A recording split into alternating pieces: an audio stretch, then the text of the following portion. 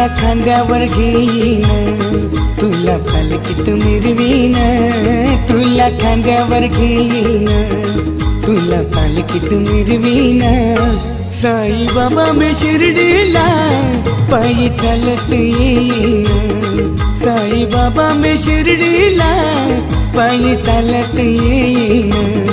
तुला खांद्यावर घेईन, तुला पालखीत मिरवीन, तुला खांद्यावर घेईन, तुला पालखीत मिरवीन। साई बाबा मी शिर्डीला पायी चालत येईन, साई बाबा मी शिर्डीला पायी चालत येईन। साई बाबा मी शिर्डीला पायी चालत येईन, साई बाबा मी शिर्डीला पायी चालत येईन।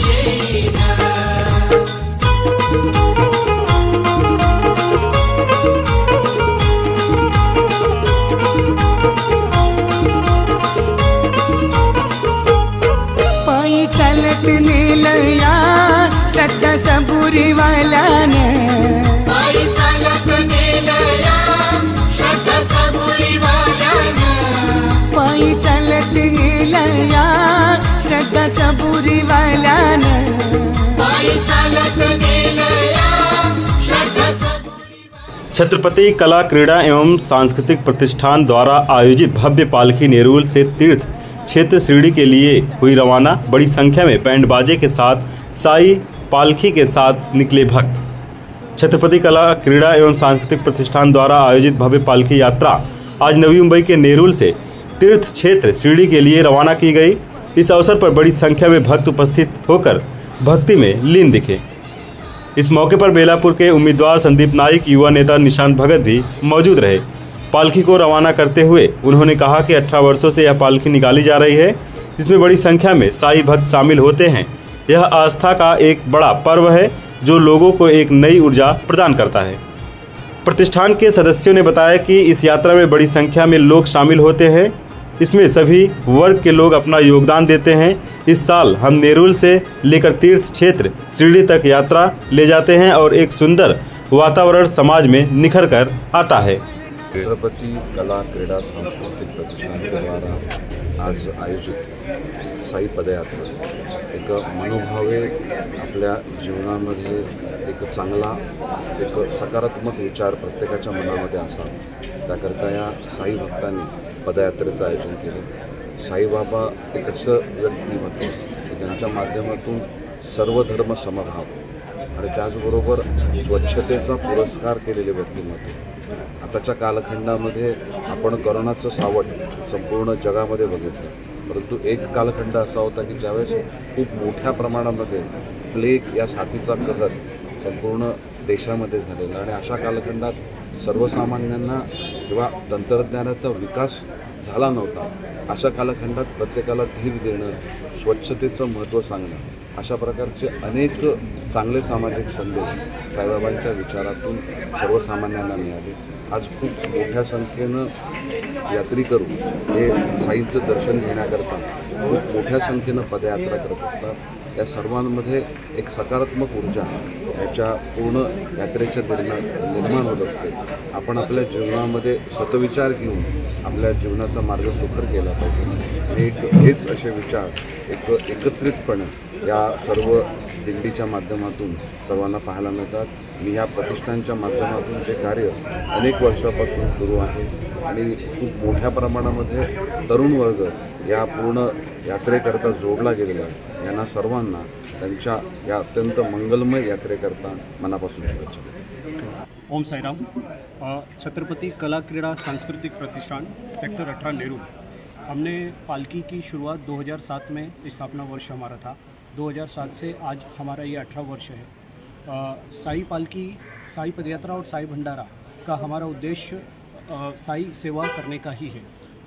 इस साई पालकी में करीब 400 भक्त सम्मिलित होते हैं उन 400 भक्त को बाबा की कृपा से बाबा की पदयात्रा करने का सौभाग्य प्राप्त होता है। और ऐसे 400 पदयात्री की सेवा करने का सौभाग्य 18 वर्ष से बाबा ने मंडल को दिया है। यह हमारे लिए बहुत सौभाग्य की बात है। आप पालकी हमारे नेरुल से शिरडी के लिए आज हमारा पहला दिन है। यही पालकी 7 दिन का पूरा प्रवास रहता है हमारा। 7वें दिन हम लोग शिरडी पहुंचते हैं और 8वें दिन हम लोग सुबह बाबा के दर्शन लेते हैं। तो इस साई पदयात्रा का हमारा उद्देश्य यही है कि जितने साई भक्त हैं, मतलब करीब 400 से 500 साई भक्त हमारे साथ सम्मिलित होते हैं, उन सबको बाबा की सेवा करने का मौका इन 7 दिनों में मिले। और यही मंडल का एक उद्देश्य रहा है। और मंडल अपने इसी धार्मिक कार्य के माध्यम से बाबा का चरित्र का प्रचार करते हैं। लोगों को क्या कहना चाहेंगे जो पदयात्रा में जुड़ना चाहते हैं, और कितने लोग जुड़ते हैं, क्या कुछ उद्देश्य रहता है? जी, पदयात्रा में करीब 400 से 500 लोग सम्मिलित होते हैं। लोगों को हम लोग यही कहना चाहते हैं कि मंडल एक निमित्त है साई सेवा के लिए, जो बाबा ने हमें सौभाग्य प्रदान किया है। बट इस मंडल में इस पदयात्रा में हमारे इस कार्य में ज़्यादा से ज़्यादा हमारे साथ लोग जुड़े, जिससे बाबा की सेवा करने का सौभाग्य सभी लोगों को प्राप्त हो। ये मंडल धार्मिक कार्यों के साथ साथ सामाजिक कार्यों में किस तरह से लीन है? जी, धार्मिक मंडल की स्थापना 2003 में हुई है। ये मंडल का 21वां वर्ष है। तो मंडल ने धार्मिक कार्यों के हमने धार्मिक कार्यों के साथ सामाजिक कार्य भी किए हैं, जिसमें मोखाड़ा आदिवासी क्षेत्र में हमने जूनत सोने एक हमारी संकल्पना है, जिसके माध्यम से हमें उन्हें पुराने वस्त्र और अन्नदान हम लोग देते हैं।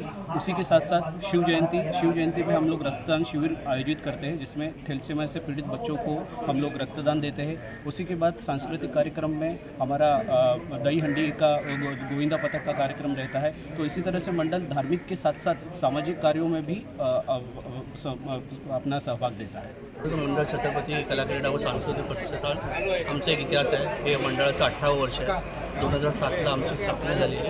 मंडळाची सुरुवात एक 11 साई भक्तांनी चालत केलेली आणि आज 11चे आमच्याकडे 1000 लोक झालेले आहेत। म्हणजे आज 18 वर्षानंतर आम्ही माणसं जोडत गेलो।